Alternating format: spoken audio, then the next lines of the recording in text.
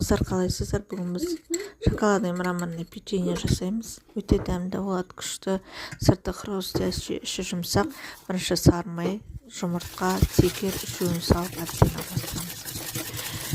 Әбден араластырамыз да, ішінде ешқандай іртігі қалмау керек. Ваниль қосамыз. Ванилиймен де кішкентай қапты бәрін қоса салдым.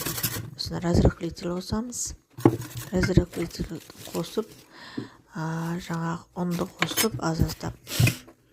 Сосын какаосын саламыз. Какаосын салып, бірге қамырын елейміз.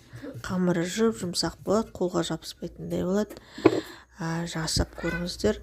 Сосын осындай дөңгелетіп, шарик құсатып, сахарный пудраға аунатып, сөйтіп пешке салып пісіріп аламыз. Сахарный пудраға аунатқан кезде ол жарылып